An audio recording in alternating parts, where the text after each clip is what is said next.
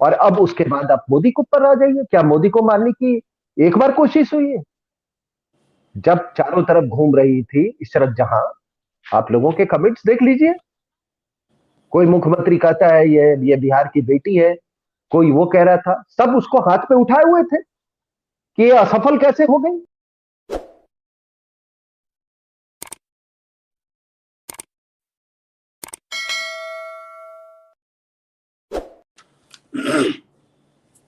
आज हमारे साथ देश के जाने माने रक्षा विशेषज्ञ कर्नल आर सिंह सिंह साहब मौजूद हैं। वैसे तो उनसे अक्सर कई मौजू पे बात होती है, लेकिन आज और इस वक्त पूरा देश हमारे देश के सबसे बहादुर फॉर्मर आर्मी जनरल, वर्तमान chief of defence staff general Vipin Rawat ji का जिस तरीके से कल एक प्लेन क्रैश में उनकी मौत हुई है, उनके साथ में 13 लोग थे, जिसमें से एक अभी जो फौजी हैं वो अभी जीवित हैं। और मैं ये लाइव इस वक्त लखनऊ से कर रहा हूं, क्योंकि यहां मैं हिंदू राष्ट्र शक्ति के स्थापना दिवस में जब मैं आया, इसलिए आज का वो प्रोग्राम भी कैंसिल कर दिया गया है। क्योंकि मैं यहाँ जितने लोगों से मिला सबको बहुत दुख है और अफसोस है, देश में एक दुख की लहर है। लेकिन कर्नल आर सिंह सिंह साहब से इसके ऊपर बातचीत शुरू करें, मैं अपनी ओर से हिंदू राष्ट्र शक्ति की तरफ से और तमाम वो अपने साथी जो देश भर में अलग अलग विषय पर अलग अलग सब्जेक्ट पे बोलते रहे हैं, मैं उनकी तरफ से उन जनरल रावत साहब को श्रद्धांजलि देना चाहता हूं। लेकिन इसके बाद जो महत्वपूर्ण विषय है वो ये है कि जिस तरीके से जिस समय सीडीएस विपिन रावत साहब का प्लेन क्रैश हुआ है, उस क्रैश के बाद बहुत सारे लोगों का, यानी खासतौर से देश के अंदर और देश के बाहर के जो गद्दार हैं, जो उनका रिएक्शन है, जिस तरीके से कमेंट किए जा रहे हैं, एक तो वो कारण है। और दूसरा ये भी है कि colonel R S Singh Singh साहब ने कहा नो द एंटी नेशनल नाम की एक किताब लिखी थी और उसमें देश के अंदर जो गद्दार हैं उनके बारे में विस्तार से चर्चा की है। यह महज इत्तेफाक नहीं है कि colonel R S Singh Singh साहब ने जहां किताब लिख के देश के अंदर के गद्दारों के बारे में बताया, वहीं विपिन रावत साहब ने भी बहुत साफ साफ ये कहा कि भारत इस समय 2.5 युद्ध से ग्रस्त है। और उनका इशारा साफ साफ था, ईस्टर्न बॉर्डर पर हमारे चाइना, वेस्टर्न बॉर्डर पे पाकिस्तान, और आधा युद्ध जो है भारत के अंदर लड़ा जा रहा है। यानी जो भारत के खिलाफ शक्तियां विदेशों में बैठी हैं, वो किस तरीके से भारत के अंदर अपने नैरेटिव को चला रही हैं, देश विरोधी गतिविधियों में लिप्त हैं, और वो अलग अलग शक्लों में है। कहीं डेमोक्रेसी के नाम पे है, कहीं जेएनयू में है, कहीं किसान आंदोलन के नाम पे है। तो इस तरीके की तमाम सारी चीजें हो रही हैं। ऐसे बैकग्राउंड में विपिन रावत साहब का वो जहाज जो MI-17V, जिसमें 14 लोग सवार थे, वो क्रैश हो गया, उनका दुखद देहांत हो गया, उनके परिवार के लोग भी उसमें मारे गए। मैं कर्नल आर सिंह सिंह साहब से ये जानना चाहता हूं कि सबसे पहला मेरा सवाल यह है कि कर्नल आर सिंह सिंह साहब, इस घटना को क्या आप एक षड्यंत्र के तहत देखते हैं, कोई कॉन्स्पिरेसी देखते हैं, या सिर्फ एक ये मात्र घटना भर है? नहीं, मैं इतना ही कह सकता हूं कि किसी किसी भी संभावना को नकारा नहीं जा सकता है। और देखिए, आपके भी तमाम मित्र हैं, मेरे भी तमाम मित्र हैं, हेलीकॉप्टर पायलट्स हैं। आपके खास मित्र रिजवी साहब भी एक बहुत कुशल हेलीकॉप्टर पायलट रह चुके हैं। लोगों ने 4-4 हजार घंटे एयरफोर्स में, आर्मी में उन्होंने ये हेलीकॉप्टर उड़ाए। मेरे कुछ ऐसे भी मित्र हैं जो कि इन्फेंट्री से गए थे, आर्मी एविएशन में 3-4 साल का कार्यकाल रहा, वो फिर उन्होंने 22-24 साल में फौज से उन्होंने इस्तीफा दिया और वो सिविल में पायलट है। वैष्णो देवी में रोज उड़ान भर रहे हैं, उत्तराखंड में उड़ान भर रहे हैं। तो एक बात होती है लॉ ऑफ एवरेजेस की, समझ रहे साहब। अब ये लॉ ऑफ एवरेजेस पे अगर जाए, मैं तो अपने मित्रों की बात कर रहा हूँ, यहाँ तो वीआईपीस की बात हो रही। तो लोकसभा के स्पीकर बाली योगी, जो जो कुछ चीजें मुझे याद आती हैं उनका देख लीजिए। वाई राजशेखर रेड्डी, उनका निधन आपको मालूम है किस राजनीतिक सरकमस्टांसेस में, परिस्थिति में हुआ था। फिर आपने माधवराव सिंधिया का देखा, ठीक है ना। उसके साथ साथ आपने कई एक्सीडेंट्स भी देखे। राजेश पायलट का एक्सीडेंट देखा। तो अगर आप वो मिनिस्टर ऑफ स्टेट थे सोमू, उनका आपने देखा कैसे हेलीकॉप्टर क्रैश हुआ था। अरुणाचल के जो मुख्यमंत्री थे, उनका हेलीकॉप्टर क्रैश किया था। तो क्या आपको नहीं लगता कि ये जो लॉ ऑफ एवरेजेस है, इस कुछ हमारे देश में कुछ ज्यादा ही मतलब पूरा स्क्यूड है, जिसको कहते हैं। तो मेरी मेरी बस इतनी सी मेरा प्रस्ताव है कि जो जो भी इस पर कमीशन बैठे, इंक्वायरी बैठे, उसका जो टर्म्स ऑफ रेफरेंस जो है, उसको आपको बढ़ाना होगा। हमने आपने वेदर खराब था, पायलट पायलट एक्सपीरियंस था, टेक्निकल फॉल्ट हो गया, ये हुआ, ये सारी चीजों करके इस पर, इसके अलावा हमको जो वो षड्यंत्र, इसके पीछे जो षड्यंत्र हो सकता है, वो भी टर्म्स ऑफ रेफरेंस में आना चाहिए। और इसीलिए जो भी टीम बनती है, जो कमीशन बैठती है, कमीशन पे जो इंक्वायरी की टीम बैठती है, उसमें एक इंटेलिजेंस ब्यूरो और एक रॉ का आदमी जरूर होना चाहिए, जो ये षड्यंत्र षड्यंत्र के हिस्से को जो जांच पड़ताल करे। अब इसमें एक दूसरा इंटरनेशनल एंगल भी है। जो ग्लोबल टाइम ने जिस तरीके से इसके ऊपर रिएक्शन दिया है चाइना के, उसने कहा है कि ये जो पर्टिकुलर हवाई जहाज था, ये तो हिंदुस्तान के प्राइम मिनिस्टर और इसमें तमाम बड़े लोग वो करते थे, यही रशिया से इनकी डील हुई है, वहां से कोई 70 के आसपास हवाई जहाज आने वाले हैं और ये अमेरिका का खेल है और अमेरिका ने ये किया। लेकिन सवाल ये है कि आपने 26/11 को भी कनेक्ट कर दिया, आपने डील को भी कनेक्ट कर दिया, आपने चाइना के रोल को भी कनेक्ट किया, और किस तरीके से मोदी के खिलाफ एक कैंपेन चली, उसमें पाकिस्तान भी शामिल है। अभी 1 साल पहले जनवरी 2020 में ताइवान के अंदर भी एक प्लेन क्रैश हुआ, उसमें भी एक आर्मी का जनरल था और उसमें चाइना का रोल सीधे तौर पे बताया जाता है। क्या आपको लगता है कि हमारे आंतरिक जो गद्दार हैं, दुश्मन हैं, उनकी एक साइलेंट सपोर्ट और एक्टिव सपोर्ट बाहर की, तो इस बाहर की एक्टिव सपोर्ट में कौन वो ताकतें आपको लगती हैं जिन्होंने एक बहुत सोच समझ के जनरल विपिन रावत साहब जो सीडीएस के को देख रहे थे, एक भारत के जो पूरा का पूरा रक्षा जो तंत्र है, जो एपरेटस है, जिस तरह से वो उसको ठीक करने में लगे हुए थे, और जो उनका रिलेशन इस वक्त के डिस्पेंसेशन के साथ था, लगता था कि वो भारत के उस गौरवपूर्ण इतिहास की तरफ सुरक्षा और रक्षा के मामले में ले जाना चाहते थे। क्या इस किलिंग के पीछे कौन कौन विदेशी ताकतें हो सकती हैं? ये कहना कि सिर्फ जहाज की एक डील हो रही थी रशिया से और वो अमेरिका को पसंद नहीं थी, इसमें ये घटना हो, चाइना कहीं इसको डाइवर्ट करना तो नहीं चाहता है? कहीं वो ताकतें जो आज भारत के अंदर चुनाव, खासतौर से उत्तर प्रदेश में चुनाव होने जा रहे हैं, किसान आंदोलन बैक ऑफ हो गया, किसान आंदोलन का पूरा मूवमेंट समाप्त हो गया, तो अब इसके लिए एक हादसा, और कुछ तथाकथित पत्रकार जो पहले पत्रकार थे अब बेरोजगार हो गए हैं, वो 3-3, 4-4 दिन पहले के अपने वीडियो डाल के ये बता रहे हैं कि देखिए या तो कोई फौज पे हमला होगा या कोई बड़ा हिंदू लीडर मारा जाएगा चुनाव जीतने के लिए। तो ये जो ताकतें हैं, ये कहीं ना कहीं वही हैं कि चाइना के इंडिपेंडेंस डे और चाइना के नेशनल डे पे हिंदुस्तान के अखबारों को फुल पेज विज्ञापन देते हैं। तो आप इन दोनों चीजों को कैसे कनेक्ट करके देखते हैं सिंह साहब? देखिए, आपने जो ताकतों की बात की, तो जब मैं 26/11 Rahul Gandhi MOU, secret MOU की बात कर रहा था, तो एक और बात का आपको जिक्र कर दूं कि वही आईएलडी ने, आपको मालूम है, उसने जमाइते इस्लामी पाकिस्तान के साथ ये एमओयू साइन किया। ये हमारे यहाँ ये बात नहीं आई है, लेकिन मैं आपको बड़ी जिम्मेदारी के साथ कह रहा हूँ। और आपको मालूम है कि Jamaate Islami is the mother of all जिहादी ऑर्गेनाइजेशंस इन पाकिस्तान। तो राहुल गांधी भी उनसे साइन करते हैं और जमायत इस्लामी भी करती है।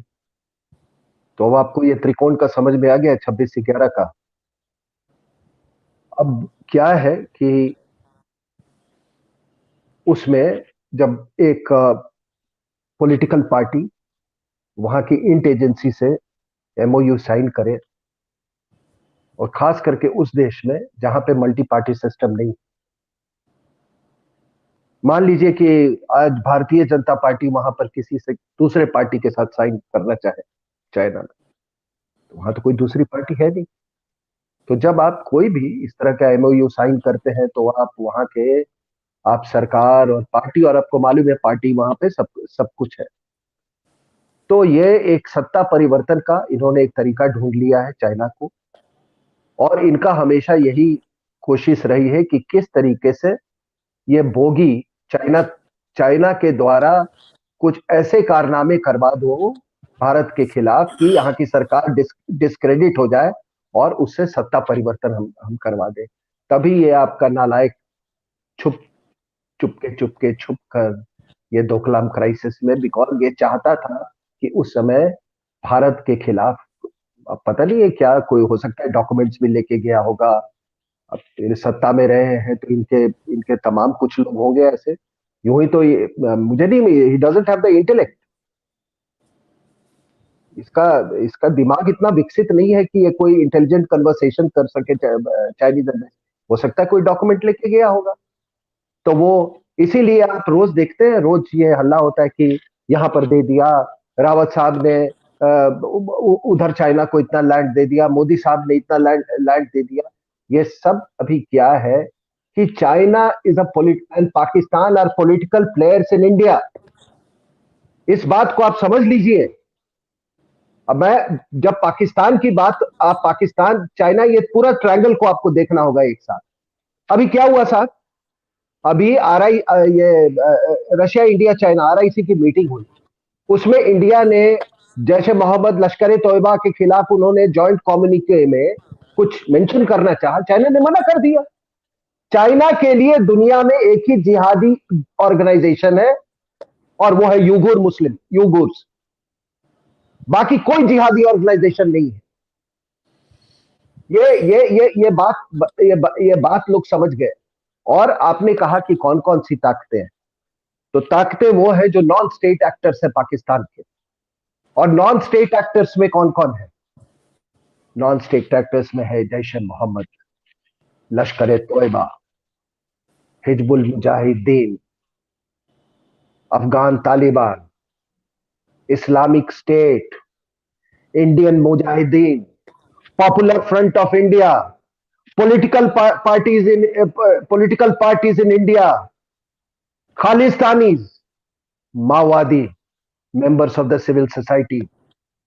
यहां पे ये है, these are non state actors of Pakistan. तो जब वो नॉन स्टेट एक्टर्स है पाकिस्तान के, तो they are also non state actors of China. आप समझ, मेरी बात समझ रहे हैं? जी ये जी सब, और इनको आपने देख लिया, इनको यहां देख लिया आपने। अभी ये जो बैठे हुए थे, ये यहाँ पे फार्मर के, ये खालिस्तानी, ये कौन लोग थे? Tehreek Labbaik, which is a Barelvi organisation, वो खादिम रिजवी वाली, वो पाकिस्तान मिलिट्री इंटेलिजेंस एस्टेब्लिशमेंट का वो आंतरिक यंत्र है। अभी वो पॉलिटिक्स में आ रहे हैं, सरकारें गिनाना, बिगाड़ना, धमकी देना। अब वो तहरीक लबैक के साथ करवा रहे थे। अब ये आपको मालूम है कि ये पाकिस्तान बनाने में इनकी बहुत बड़ा हाथ था। ये जिन्ना को तो ये कंधे पे, इन्होंने कंधे पे उठाया, पाकिस्तान बना। लेकिन वहां पर फौजी हुकूमत ने इनको कहा, इनको दबा के रखा बहुत सालों तक। जियाउल हक आया, वो देवबंदी था, ठीक है, उसने फिर देवबंद को पूरा उसने बढ़ावा दिया। लेकिन आज हालात ये है कि जितने देवबंदी ऑर्गेनाइजेशन है पाकिस्तान से, जैसे मोहम्मद, लश्कर ए तोयबा, ये तो जितने, ये सारे के सारे उसके एक्सटर्नल आर्म बन गए, और लश्कर ये बरेलवी उसके इंटरनल आर्म। तो आपके यहाँ जो ये खालिस्तान में जो आपने ये जो सिंगू बॉर्डर पर आपने देखा, ये सब ये देव, उसमें कई देवबंदी लोग बैठे हुए थे, external arm of of of Pakistan.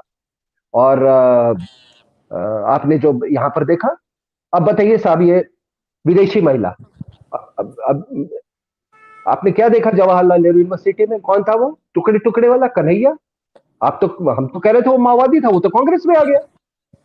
उसकी पुत्री, आप जहां भी बैठे हुए हैं, उसकी पुत्री, विदेशी महिला की जो पुत्री जो चला रही है, आप देख लीजिए, उसकी जो पूरी टीम है वो माओवादियों से वो भरी पड़ी है। तो आपने कहा, मैं जब ये इस पे पूरा आ रहा था, मैं सिलसिलेवार तरीके से, तो मैं इंदिरा गांधी पर पहुंचा था। अब इसको भी समझ लीजिए। इंदिरा गांधी, तो मैंने कहा कि 71 की लड़ाई में ब्रिटेन और यूएस कैंप में बहुत हड़कंप मचा हुआ था, प्रतिशोध की भावना थी, पाकिस्तान में भी प्रतिशोध की भावना थी, ये खालिस्तानियों को क्रिएट करते चले गए। उसका कल्मिनेशन हुआ और ब्लू स्टार में फिर इंदिरा गांधी की हत्या हुई। लेकिन फिर वही बात कि हत्या करने वाला कोई एक आदमी नहीं था जो कि प्रतिशोध की भावना से उसने वो कायरतापूर्ण उसने जो हरकत की। मैं नहीं कर सकता, अगर मुझे करना होगा मैं खुल के करूंगा, इस तरीके से नहीं कि आप पहले अपने एक एक वर्दी की आड़ में। एनीवे, उस पर मैं नहीं जाना चाहता। लेकिन वो एक सिर्फ व्यक्ति नहीं था sir. Just like Nathiram Godse was not a व्यक्ति, उसी तरीके से इसके पीछे पूरी नेटवर्क थी। और उस नेटवर्क के बारे में आपने कभी, हमने पता लगाने की कोशिश नहीं की। हत्या की गई उनकी। उसके बाद उसका उनका सबसे बड़ा बेनिफिशियरी क्यों हुआ? कौन हुआ? राजीव गांधी। राजीव गांधी ने चर्च आईपी के को भेज के, जो चर्च के इंटरेस्ट थे, ये पूरी जाफना जो थी ना, ये प्रभाकरन, जो ये नदन जो इलम वाले थे, तमिल्स श्रीलंका में, सब क्रिश्चियन थे। इसीलिए इनको जगह जगह क्रिश्चियन कंट्रीज में पनाह मिली हुई थी, नॉर्वे, पेरिस, वहां पे ब्रिटेन में इनका ऑफिस था। उसके इंटरेस्ट को वायलेट किया, उन्होंने राजीव गांधी का वो करवा दिया। राजीव गांधी का ये हुआ तो विदेशी महिला ने फिर एक स्टॉप गैप अरेंजमेंट किया, उसमें उसने नरसिम्हा राव को लिया स्टॉप गैप अरेंजमेंट। लेकिन वो स्टॉप गैप अरेंजमेंट इतना पावरफुल, मतलब वो इतना ताकतवर होने लगा कि इस विदेशी महिला को तकलीफ होने लगी। तो उसकी हत्या तो लोग नहीं करवा सके, लेकिन उसके मरने के बाद एक एक ये हिंदुस्तान की इतिहास में ये भी एक एक सबसे एक घृणित अध्याय है कि एक हिंदुस्तान का प्रधानमंत्री को एक ऑर्डिनरी थर्ड रेट विदेशी महिला ने उसके अंतिम संस्कार यहां पे नहीं देने होने दिए, जैसे कि वो कोई बहादुर शाह जफर। तो वो उसको आप किस किस उसमें वो करेंगे? और अब उसके बाद आप मोदी को पर आ जाइए, क्या मोदी को मारने की एक बार कोशिश हुई है? जब चारों तरफ घूम रही थी इशरत जहां, आप लोगों के कमेंट्स देख लीजिए। कोई मुख्यमंत्री कहता है ये बिहार की बेटी है, कोई वो कह रहा था, सब उसको हाथ पे उठाए हुए थे कि ये असफल कैसे हो गई। उसके बाद आप देखिए कि ये जो महिला जो अभी जिसको बेल मिला है, सुधा भारद्वाज वगैरह, ये गैंग क्या है? पटना पटना में क्या हुआ था? लेकिन वो अभी तक वो महफूज है, क्योंकि क्योंकि हिंदुओं में मेजॉरिटी में अभी एकता है, इसलिए इनके परिणाम नाकामयाब हो रहे हैं। अब बहुत सारे हमारी तरह लोग बात बात करने वाले हो गए। तो ये षड्यंत्र का सिलसिला चल रहा है। अब आप बिपिन रावत साहब के बारे में आपने कहा कि भाई, जो आदमी, मान लीजिए यहाँ के जो पॉलिटिकल क्लास जो है उसकी, या चाइना की, यूं कहें चाइना की इतनी डीप पेनिट्रेशन हो कि वो एक ऐसे आदमी को युद्ध के समय, मतलब डोकलम क्राइसिस की मैं बात कर रहा हूं, एक भावी प्रधानमंत्री को अपनी एम्बेसी बुला ले चुपके चुपके। ये उसका पेनिट्रेशन है, एमओयू साइन कर सके। तो जब इतनी ज्यादा पेनिट्रेशन है, तो आज आप समझ लो कि तो फिर ये, अगर कोई हम इसको शक की निगाह से देखते हैं, ये पूरे हादसे को, रावत साहब वाली हादसे को, तो क्या मैं गलत हूं, या मेरी तरह जो सोचने वाले लोग हैं वो गलत हैं? मैंने आपको पूरी पृष्ठभूमि बता दी। तो ये हमारा सोचना बिल्कुल। और देखिए साहब, ये आजकल आजकल की जो आजकल का जो युद्ध है ना, उसका यही तरीका है। वो 71 की लड़ाई वाली जो काइनेटिक क्लैश है, बार बार कहता हूं, वो नहीं हो, उसके चांसेस बहुत कम हो गए हैं। ये बड़ा सस्ता तरीका है, ये बड़ा सस्ता तरीका है। तो ये मैंने आपको एक पूरी पृष्ठभूमि बताई है। आपके और कुछ सवाल हो तो आप हमसे एक एक आगे एक भी उसमें हम एक चर्चा कर पक्ष रहे ये हैं। भी है, एक एंगल ये भी आ रहा है कि जो कोनूर जगह है, ये कोई तमिलनाडु से 265 किलोमीटर दूर है, और जिस जगह ये हुआ है वहां मुस्लिम आबादी बहुत है। और जो तमिल एलम और तमिल टाइगर्स में बहुत सारे जो और दूसरे लोग थे, वहां पर बहुत सारे स्लीपर सेल हैं, ये बताया जा रहा है। ऐसी जगह में उसमें, क्योंकि दो तीन चीजें अभी आई हैं, किसी ने कहा कि उन्होंने हवाई जहाज में आग लगते देखा, किसी एक महिला ने ऐसा बोला है। फिर जिस तरीके से ये हुआ, किसी ने कहा फायर किया गया है। तो इस पे तो मैं नहीं जाना चाहता, लेकिन मैं सिर्फ ये कहना चाहता हूं कि आपने जितने विस्तार से आंतरिक चुनौतियां और आंतरिक जो फोर्सेस हैं, जो इस पूरे कॉन्स्पिरेसी के पीछे व्हाइट स्कॉलर जिसे कहना चाहिए, सफेद पोश लोग हैं, वो हो सकते हैं। लेकिन क्या रावत साहब को निशाना इसलिए भी बनाया गया कि रावत साहब ने ये बात खुलेआम कही कि भारत ढाई युद्ध में ग्रस्त है। तो पहली बार मैंने किसी आर्मी के इतने बड़े पद पे बैठे हुए आदमी को देखा हो जिसने विदेशी खतरों के अलावा भारत के अंदर जो खतरे हैं, जिनकी तरफ आपने उस ढाई खतरे में जो आधा खतरा था, वो आपने पूरे विस्तार से बताया है। और उनके क्या बाहर लिंक है, वो पाकिस्तान में क्या लिंक है, चाइना में क्या लिंक है, अमेरिका में क्या लिंक है, और हर बार यहां से भाग करके कुछ लोग अमेरिका चले जाते हैं। तो सवाल सबसे बड़ा यह है कि इतने बड़े हादसे की जब भी जांच होगी, जैसे भी जांच होगी, सरकार इसकी जांच करेगी। लेकिन क्या आपको लगता है कि क्योंकि मुझे लगता है कि आप शायद बेहतर जानते होंगे, और अभी हाल में ही एक टेलीविजन प्रोग्राम के सिलसिले में आप गए थे, मुझे याद है आपने रावत साहब से सवाल भी पूछा था, और आप खुद एक फौजी रह चुके हैं, आप उस आदमी की तमाम टेम्परामेंट को भी समझते हैं। क्या रावत साहब भारत में फौजों के बीच में एक ऐसा फौजी जो कंट्री फर्स्ट के साथ साथ नेशन फर्स्ट की बात भी करता हो, ये टारगेट बना करके उन लोगों ने कहीं ये एक मैसेज तो नहीं दिया है कि जो जिस जिस प्लेन को उन्होंने टारगेट बनाया, इसी प्लेन पर प्रधानमंत्री भी सफर करता है, राष्ट्रपति भी सफर करता है, और कहीं ये मैसेज तो नहीं है कि आप कितने भी सिक्योर जहाज खरीद लें, आप कितने भी अपने चारों तरफ सिक्योरिटी लगा लें, हमारा निशाना आपके दरवाजे तक है, और आप हमारे रडार में हैं। इसका इसका ये भी एक अर्थ निकाला जा सकता है क्या सर? देखिए, मैं इतना कह सकता हूं कि जितना संजीदगी और समझ रावत साहब को थी थर्ड फ्रंट के बारे में, उतना मैं किसी भी स्ट्रेटेजिक एनालिस्ट को मैंने नहीं देखा है। अब असली सवाल है कि ये थर्ड फ्रंट है क्या। आपने उस लड़के की बात की, भावी प्रधानमंत्री की बात की, जो चाइना पोकलम क्राइसिस में छुप के जाता है, वो थर्ड फ्रंट का हिस्सा है। जो एमओयू साइन होता है, वो थर्ड फ्रंट का हिस्सा है। जो लोग वकील लोग, आपको मालूम है, अलग अलग तरह के देश के विरुद्ध जो सुप्रीम कोर्ट में अपना केसेस देते हैं, आपको सबका नाम मालूम है, वो थर्ड फ्रंट का हिस्सा है।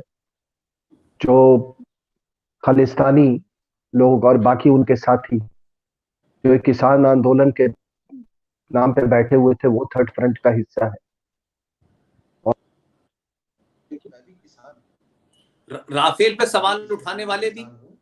और दूसरा कि मैं मैंने सेना में भी काम कर चुका हूं मैं। सिंह साहब आपकी आवाज नहीं आ रही। हमारे यहाँ कुछ लोग, हमारे भी बिरादरी के कुछ लोग जो खालिस्तानी के समर्थक हैं, वो भी थर्ड सिंह फ्रंट साहब का आपकी आवाज नहीं आ रही। बिरादरी को भी मत समझिएगा। और ये समय आ गया है, मैंने तो ओपन वॉर उनके अगेंस्ट डिक्लेयर कर दिया है, वो भी थर्ड। मोदी साहब के साथ नफरत करते करते ये हिंदुस्तान से नफरत करने लगे। आपको एक जनरल जिसका स्पेशलाइजेशन है ये ब्यूटी कॉन्टेस्ट, उसने ऑफिशियली डिक्लेयर होने के 2-2.5 घंटे पहले उसने कह दिया कि रेस्ट इन पीस। अब ऐसे जानवर हमारे भी उसमें तरह तरह के ट्वीट्स, ये सब थर्ड फ्रंट का हिस्सा। जो आदमी खालिस्तानियों के साथ सहानुभूति रखता हो, चाहे वो वर्दी में हो या अथवा किसी और तरीके से माओवादियों से रखता, वो देश का दुश्मन है, वो थर्ड फ्रंट का। अगर मेरा बस चले, उनका मैं पेंशन रोक दूं इन लोगों का, बहुत हो चुका। या तो हम लोग रहेंगे यहाँ पे या वो रहेंगे। ठीक है सर, आप कनाडा से मंत्री को बुलाते हो, बैठाते हो यहाँ पे।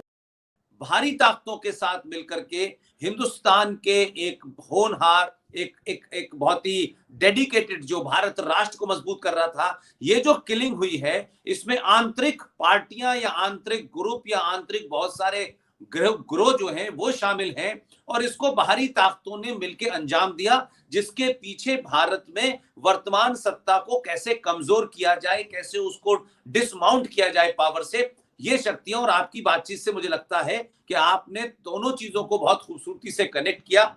और आखिर में मैं आपसे कहूंगा कि आप आर्मी अफसर रहे हैं, आप मिलिट्री इंटेलिजेंस में भी आपने काम किया है, आप भारत के chief of defence staff general Vipin Rawat को अपनी श्रद्धांजलि किस तरीके से देना चाहते हैं?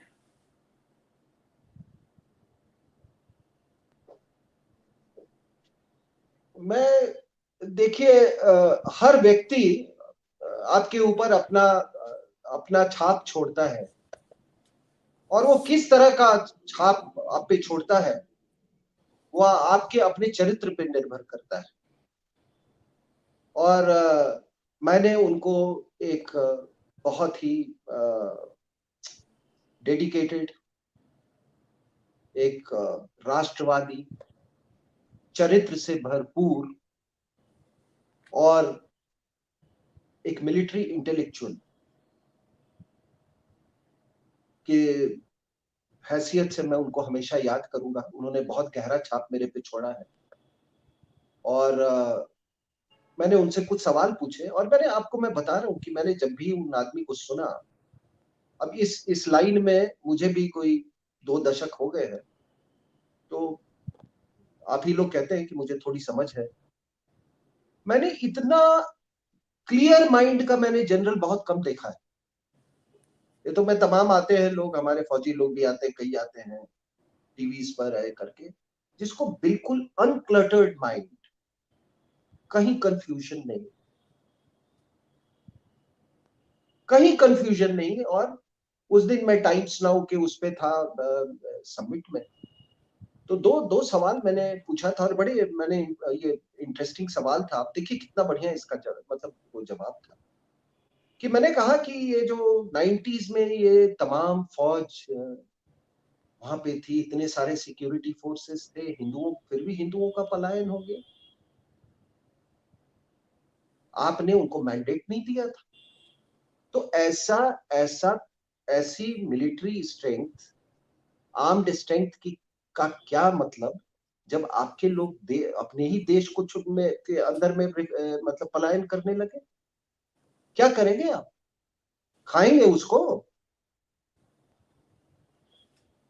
तो मैंने कहा कि आप अपने सबऑर्डिनेट कमांडर्स को ये चीज दोबारा नहीं होनी चाहिए। और मैंने कहा कि सर, थर्ड फ्रंट के कारण कंट्रीज हैव कोलैप्स्ड, और आप देख रहे हैं, मैं हमेशा कहता हूं कि हम पाकिस्तान से नहीं लड़ रहे हैं, एंटिटी कॉल्ड पाकिस्तान, हम जिहादी से लड़ रहे हैं, जिहादी पाकिस्तान। हम तिब्बत में तिब्बतन से नहीं लड़ रहे हैं, हम एक विचारधारा से लड़ रहे हैं, दैट इज कम्युनिज्म। वो विचारधारा बदबू फैला रही है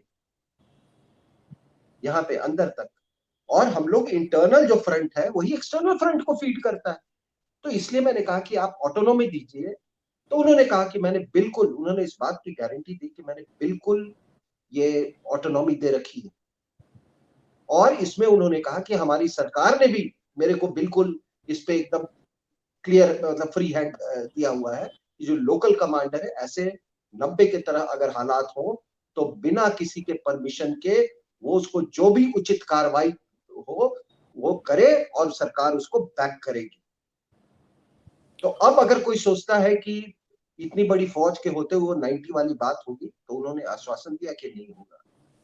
दूसरी बात, कई लोगों के कई रिजर्वेशन है ये कि हमारे दुश्मन जिहादी हैं, किस तरह से सौरभ कालिया के साथ किया, दिए बदले के साथ किया, ऐसे दरिंदों के साथ जब इनसे हमको खतरा हो तो महिलाओं का इस तरीके से फौज में सम्मिलित होना मतलब कुछ कितना हद तक इसका मतलब ये सही है। तो उन्होंने एक बड़ी अच्छी एक लाइन में उन्होंने बात की साहब कि ठीक है कोर्ट ने तो बोला, मतलब उन्होंने ये नहीं कहा कोर्ट ने बोला, उन्होंने कहा कि भाई equal opportunity means also means equal responsibilities. ठीक है सर। तो मैंने उनको देखा कि मुझे इस बात का बहुत थोड़ी मेरे को पीड़ा हुई कि मैडम भी थी साथ में। अब हमारे यहाँ होता क्या है कि ladies are a very important component of this entire military culture, समझ रहे हैं? क्योंकि जब परिवार खुश होगा तो हमारी सेना मतलब जब तो हमारे सैनिक खुश होते हैं, और जब सैनिक का परिवार ठीक रहता है तो वो भी ठीक रहते हैं, फिर देश भी ठीक रहता है। That is they have a very important role to play। अब आदमी सुबह निकले ये सोच के कि शाम तक वापस आ जाएंगे, तो इंसान दुख तो हुआ, बहुत दुख हुआ, अभी भी बहुत बहुत दुख है। लेकिन वही आपने जो कहा कि ये आप किस तरह से याद करेंगे, तो मैं नहीं समझता हूँ कि कोई अच्छा मतलब राष्ट्रवादी आदमी हो, सच्चा चरित्र का हो, अच्छे चरित्र का हो, ऐसा हो नहीं सकता कि वो कोई इम्पैक्ट हुआ, वो कोई छाप ना उनके वो किसी के ऊपर में वो छोड़ के गए। और आप मेरे से शायद इत्तेफाक रखेंगे इस बात को, आपने भी उनको देखा, टेलीविजन पे देखा, कई बार देखा। और साहब एक बात बताओ कि चीन के साथ इतना कुछ चल रहा है, आपको मालूम है कि इतनी बड़ी फौज तैनात है। उन्होंने उस दिन भी टाइम्स नाउ समिट में कहा कि कई उन्होंने स्टेटमेंट दिए जो कि बहुत बोल्ड स्टेटमेंट्स थे। शायद वो स्टेटमेंट्स किसी ने सुन लिए, उनको उसको बर्दाश्त नहीं हुआ। खास करके चीन को बर्दाश्त हुआ या नहीं हुआ, हमारे अंदर के लोगों को ये सब चीजें नहीं बर्दाश्त होती हैं। तो भाई अगर कोई छुप के एम्बेसी में जा सकता है, कोई सीक्रेट एमओयू भी साइन करता है, तो फिर वो हत्याएं भी क्यों नहीं करवा सकता सर? जब आपने अंतरराष्ट्रीय बाजार में अपने चरित्र और अस्तित्व को बेच दिया, देश को बेच दिया, तो आप तो किसी हद तक जा सकते हैं। सिंह साहब आपने, मैं समझता हूं कि जितने भी इसके डायमेंशंस थे और जिसकी तरफ शायद लोग कम बात कर रहे हैं, और आप देश के पहले ऐसे रक्षा विशेषज्ञ हैं कि आपको विदेशी खतरों, रणनीति और उसके साथ साथ भारत के अंदर जो राष्ट्र विरोधी ताकतें हैं, चाहे वो पीआईएल माफिया हो, चाहे कोर्ट के वकील हो, चाहे इंटेलिजेंसिया हो, चाहे विश्वविद्यालय के अंदर हो, और दूसरे जगह जगह लोग हैं, उन सब के ऊपर एक लंबी आपकी स्टडी रही है और आपने कई किताबें भी लिखी हैं। मैं समझता हूं कि मैं देश में जिस तरीके का माहौल देख रहा हूं, जो लोगों की प्रतिक्रिया आ रही है, इस घटना को लोगों ने एक ऐसे तरीके से लगता है कि लोगों को लगता है कि उनका अपना कोई एक बहुत ही राष्ट्रवादी और बहुत ही कर्तव्यनिष्ठ एक ऐसा कमांडर खो दिया है कि लोगों में बड़ी दुख की लहर है। और जो आपने कहा, मेरा तो आपसे जो कुछ मैं सीख पाता हूं, मुझे लगता है कि किसान आंदोलन को जिस तरीके से जो पंजाब में होने जा रहा था, जो आप उत्तर प्रदेश में होने जा रहा था, उसको डिफ्यूज जो किया जिस जिस तरीके से प्राइम मिनिस्टर ने, मुझे लगता है वो ताकतें हताश हुई और उन्होंने अपने विदेशी या नहीं सीमा पार के आकाओं से वही काम 26/11 के अंदाज में किया। यहाँ इस घटना के माध्यम से लोगों के अंदर एक डिमोरलाइजेशन पैदा हो, मोदी और इस सरकार के प्रति एक तरीके का शक पैदा हो, और वो ये करने की कोशिश की। लेकिन जो प्रतिक्रिया आ रही है उससे लगता है कि देश के लोग यूनाइटेड हैं और हमारे जो फौज के इतना बड़ा अफसर जो वीर गति को प्राप्त हुए हैं, उनको, उनके परिवार को, खासतौर से उनकी उनकी जो श्रम धर्मपत्नी है वो भी इसमें वीर गति को प्राप्त हुई हैं, उनका भी देहांत हुआ है। उनके परिवार को वी सपोर्ट पुष्पेंद्र की तरफ से हमारे साथ जितने भी लोग हैं, चाहे वो अंकुर आर्या हो, चाहे सुशील पंडित जी हो, चाहे मेजर गौरव आर्या हो, चाहे मेजर जनरल जीडी बख्शी साहब हो, चाहे सुशील पंडित हो, हम सब लोग उनको अपनी तरफ से श्रद्धांजलि देते हैं। और मैं समझता हूं कि आपने जो एक पूरा लंबा इसका, जिसे कहते हैं कि इसके अंदर के सारे डायमेंशंस की बात की है, उससे देश को एक रास्ता दिखेगा और अपने अंदर जो बैठे हुए दुश्मन हैं, अलग अलग कपड़ों में हैं, अलग अलग भाषा में हैं, अलग अलग इलाकों में हैं, वो भी बेनकाब होंगे और ऐसी किसी भी घटना के समय देश को एकजुट बनाए रखने में सब ताकतें काम करेंगी। आपका बहुत बहुत धन्यवाद। Thank you very much sir.